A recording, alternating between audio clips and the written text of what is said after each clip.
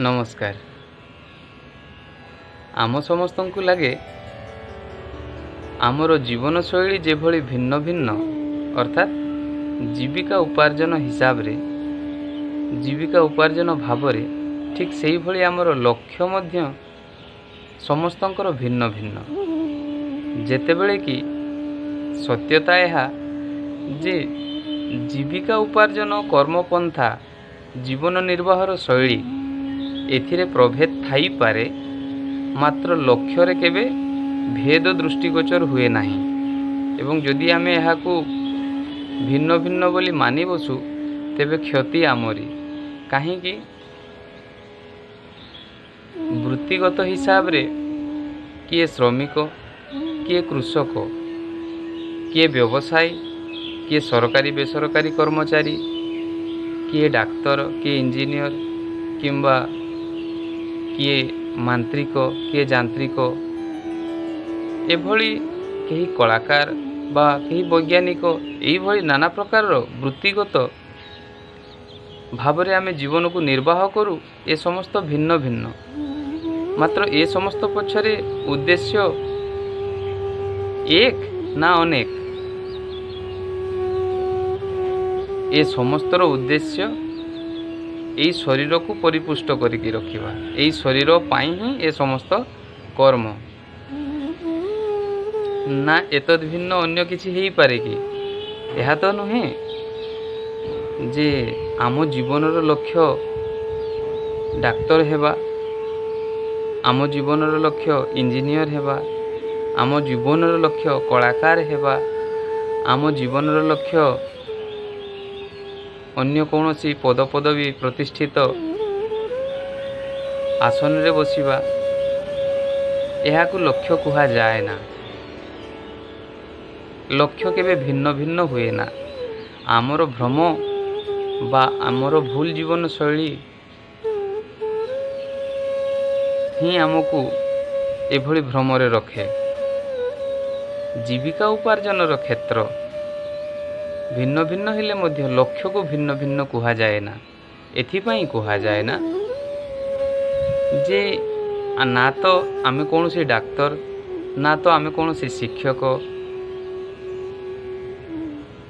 ना तो आमर प्रकृत परिचय आमको जना।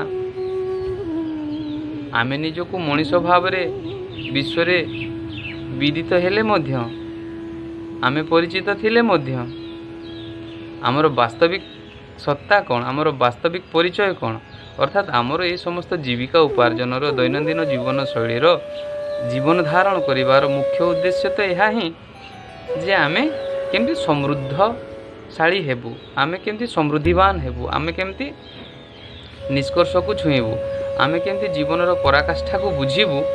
अर्थात जीवन रे तृप्ति आवश्यक, शांति आवश्यक, सुस्थता आवश्यक, निरामय जीवन यापन आवश्यक। यह ही तो तेबे जदि यह आवश्यक तेबे जी जो उपाय रे हेउ ना कहीं यह ही प्राप्त करिबा पई चाहंती। कौनसी व्यवसायी, कौनसी कृषक, कौनसी श्रमिक, कौनसी कर्मचारी, कौनसी नेता मंत्री से कौनसी विभाग रे काम करूना कहीं जीवन जे कौनसी दिगरे से काम कले मध्य तार उद्देश्य मात्र एक, खुशी रे रहिबा, शांति प्राप्त करिबा। एते विविधता मध्यरे समस्तंकर गोटिए इच्छार पूर्ति पाई कहीं समस्ते लड़ायित, कहीं कहीं दुखरे रहिबा पाई प्रस्तुत नुहे, कहीं कहीं रोगग्रस्त होगा को प्रस्तुत नुहे। आउ जदि प्रश्न उठे वास्तविक यह ही समृद्धि जे आम पाखरे भौतिकतार वैभव बा पंचभौतिक जगतर संपद टंका पैसा सुना किंबा धन रत्न जेते प्रकार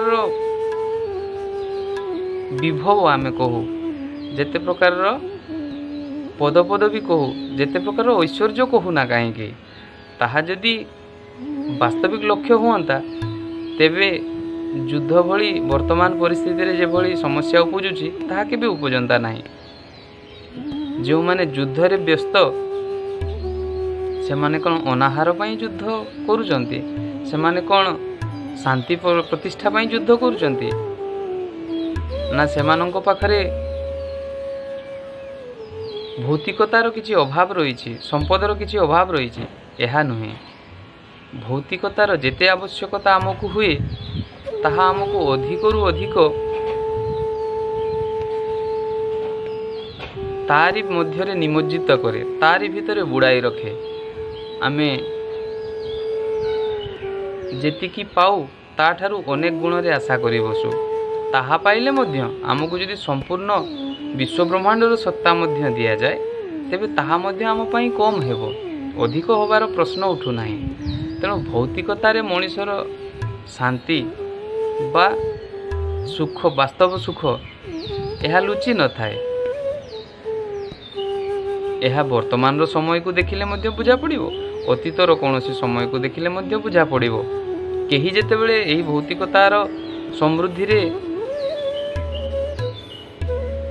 ଥାଇ ମଧ୍ୟ ପୂର୍ଣ୍ଣ ନୁହେଁ, ଏବେ ମଧ୍ୟ ପୂର୍ଣ୍ଣ ହେଉନାହାନ୍ତି, ଆଗକୁ ମଧ୍ୟ ପୂର୍ଣ୍ଣ ହେବାର କୌଣସି ସମ୍ଭାବନା ନାହିଁ, ତେବେ ଆମ ସମସ୍ତଙ୍କର ଜୀବିକା ଉପାର୍ଜନର ଏଇ ଯେଉଁ ଭିନ୍ନତା ପଛରେ ଲୁଚି ରହିଛି ଏକମାତ୍ର ଉଦ୍ଦେଶ୍ୟ ବା ଏକମାତ୍ର ଲକ୍ଷ୍ୟ।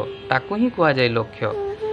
ଆମେ ଜନସେବା କରୁ, ଆମେ କୃଷକ ହେଉ ବା କୃଷି କରୁ, ଆମେ ଶ୍ରମିକ ହେଉ, ଆମେ ଆବଶ୍ୟକ କରୁ ଯେ ଜୀବନକୁ ଠିକ୍ ଢଙ୍ଗରେ ବଞ୍ଚିବାକୁ। ଆମେ ଆବଶ୍ୟକ କରୁ ଜୀବନରେ କିଛିର ଅଭାବ ନ ରହୁ। ଏବଂ ମାତ୍ର ଭୌତିକତା ହିଁ ଏହାର ଏକମାତ୍ର କାରଣ ଯେ ଆମକୁ ବାସ୍ତବ ଶାନ୍ତି ଠାରୁ ଦୂରେଇ ରଖୁଛି। ଅନାହାରରେ କ'ଣ ଯୁଦ୍ଧ ସମ୍ଭବ? ରୋଗଗ୍ରସ୍ତ ସୁସ୍ଥତା ଅବସ୍ଥାରେ କ'ଣ ଯୁଦ୍ଧ ସମ୍ଭବ? ପୂର୍ଣ୍ଣତା ଅବସ୍ଥାରେ କ'ଣ ଅନ୍ୟ ଦେଶକୁ ଜୟ କରିବା ପାଇଁ ଆକାଂକ୍ଷା ଜାଗ୍ରତ ହୁଏ? ବିବାଦାସ୍ପଦ ତର୍କ ଏ ସମସ୍ତ କ'ଣ ଶାନ୍ତି ମସ୍ତିଷ୍କର କାମ? ଅନ୍ୟାୟ ଅନୀତି ବଢ଼େଇବା ଏହା ବିକାରଗ୍ରସ୍ତ ମନର ଚିନ୍ତାଧାରା, ଏହା ବିକ୍ଷିପ୍ତ ମୂଢ଼ ମନର ଚିନ୍ତାଧାରା, ଏହା ଅଶିକ୍ଷିତ ବା ଅପୂର୍ଣ୍ଣ ଜ୍ଞାନ ବା ଯାହା ଜ୍ଞାନ ନୁହେଁ ତାକୁ ଜ୍ଞାନ ବତ୍ ମାନି ନେବାଟାରେ ହିଁ ଆମର ଏ ସମସ୍ତ ସବୁ ଅସୁବିଧା ଆମେ ସମ୍ମୁଖୀନ ହେଉଛୁ। ଜଡ଼ତାକୁ ହିଁ ଚୈତନ୍ୟ ମାନି ନେବାରେ ଭ୍ରମ ଘଟୁଛି। ଜଡ଼ତା ହିଁ ସବୁ କିଛି ନୁହେଁ। ଜଡ଼ତାର ଉତ୍କର୍ଷତାରେ ଆମର ଉତ୍କର୍ଷତା କିଛି ନାହିଁ। ବିକଶିତ ଦେଶମାନଙ୍କର ଅବସ୍ଥା ତ ଆମେ ଦେଖୁଛେ, ମାନସିକ ବିକାରଗ୍ରସ୍ତ ବା ଅଧିକରୁ ଅଧିକ ଯେତେ ସମୃଦ୍ଧ ସେମାନେ ହେଉଛନ୍ତି ଆର୍ଥିକ କ୍ଷେତ୍ରରେ, ବୈଷୟିକ କ୍ଷେତ୍ରରେ ବା ସିଧାସଳଖ ଭାବରେ କହିଲେ ଏଇ ଜଡ଼ ବସ୍ତୁର ସଂଗ୍ରହ କରିବାରେ, ଜଡ଼ତାରେ ଯେତେ ନିଜକୁ ନିମଜ୍ଜିତ ରଖୁଛନ୍ତି ଏବଂ ସେମାନେ ନିଜକୁ ସମୃଦ୍ଧିଶାଳୀ ମନେ କରିକି ତାଙ୍କର ପତନର ମାର୍ଗକୁ କିଭଳି ବିସ୍ତାର କରୁଛନ୍ତି ଆମେ ତ ଦେଖିପାରୁଛୁ। 90%ରୁ ତଦୁର୍ଦ୍ଧ ବ୍ୟକ୍ତିମାନଙ୍କର ଜଡ଼ତାରେ ସମ୍ପନ୍ନ ଅର୍ଥାତ୍ ଭୌତିକତାର ବୈଭବ ଥାଇକି ସେମାନେ କିଭଳି ବିକ୍ଷିପ୍ତ ଚିତ୍ତ ହେଇକି ଯୁଦ୍ଧକୁ ଆମନ୍ତ୍ରଣ କରୁଛନ୍ତି, ଅର୍ଥାତ୍ ଅଶାନ୍ତିକୁ ଆମନ୍ତ୍ରଣ କରୁଛନ୍ତି। ଆମେ ଚାହୁଁଛୁ କାହିଁକି? ଯଦି ଆମେ ବାସ୍ତବିକ ସମସ୍ତେ ଏକତାକୁ ଚାହୁଁ, ଆମେ ସମସ୍ତେ ଶାନ୍ତିକୁ ଚାହୁଁ, ଆମେ ସମସ୍ତେ ମିତ୍ରତା ସ୍ଥାପନ କରିବାକୁ ଚାହୁଁ, ତେବେ ଏ ସମସ୍ତ ହେବାର ତ କୌଣସି ପ୍ରୟୋଜନ ନଥିଲା। ଆମକୁ ବୁଝିବାକୁ ପଡ଼ିବ ଆମର ଯେଉଁ ଭ୍ରମିତ ଅବସ୍ଥା, ଆମର ଯେଉଁ ମୋହିତ ଅବସ୍ଥା ଏହି ଜଡ଼ବାଦୀ ଜଗତକୁ ନେଇକି, ଏହି ଜଡ଼ତା ଭରା संपद वैभव को लेकिन आमे मोहित होइकी अछु। स्वप्न रे तोलिथिबा एई राजमहल बेसी समय नुहे, यह मात्र एक बालीघर सदृश। किछि समय अतिक्रांत हेबा परे ही यार सत्यता समस्तଙ୍କ आगरे प्रकटित हुए।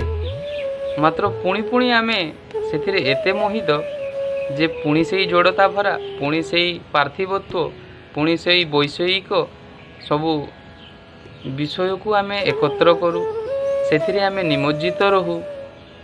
जेतेबेले कि आमे देखि पारुछु समृद्धिशाली देश मानकर अवस्था कौन, वर्तमान अवस्था प्रकृष्ट उदाहरण बोधे युद्ध समय जो विभीषिका केमिति कराल रूप नेउछि।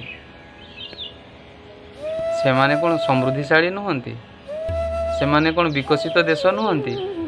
तेबे वास्तविक विकास, वास्तविक समृद्धि जेतेबेले पर्यंत चेतनार है ना, सेतेबेले पर्यंत ए बाह्यिक विकास रे आमे केबे भी पूर्णता आनी पारिबु नाही। आम जीवन रे सुख समृद्धि ता आଳରେ आमे केवल एक उपढौकन बा एक आवरण सृष्टि करिबु। शांति प्रतिष्ठा दिगरे आमे निश्चित भाव में विफल हेबु। एथिरे कोनोसी द्विमत नाही बा केही कहि पारिबो मध्य नाही। पार्थिवत्व रे जदि एते सामर्थ्य थांता, केते केते व्यक्ति, केते केते समाज, केते केते देश पूर्णतारे प्रतिष्ठित हेई पारंता। किंतु क्यों देश पूर्णतारे प्रतिष्ठित, क्यों व्यक्ति पूर्णतारे प्रतिष्ठित? कहा जीवन रे सबु किछिर समावेश आमे देखू, काहारी जीवन रे नुहे। केवल आध्यात्मिकता ही मनीष को सठिक जीवन यापन शैली देखाए, सठिक जीवन धारणर मार्ग प्रशस्त करे। प्रकृत रे धन संपद यार प्रकृत स्थान निरूपण करने को शिखाए एवं निजक एक पूर्णता, पूर्ण मानव रे प्रतिष्ठित हेबा पई साहाय्य करे। वास्तविक जदि भौतिकतार एते सामर्थ्य थांता, तेबे अनादि कालरू बा बहु पूर्वरु व्यक्ति माने पूर्णतारे प्रतिष्ठित होते।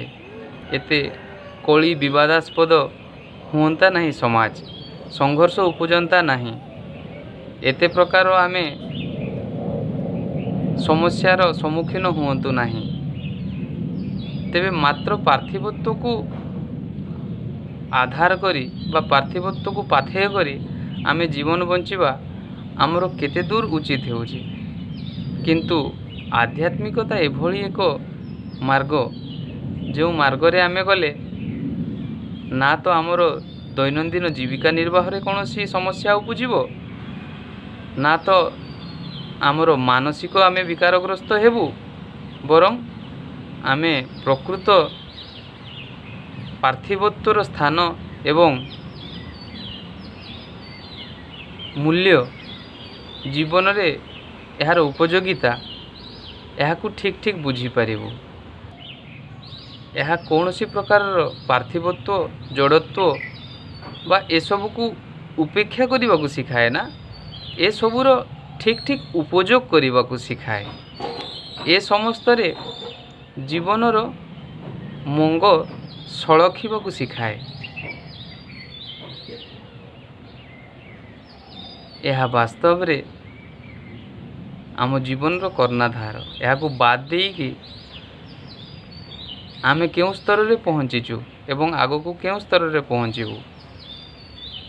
नमस्कार।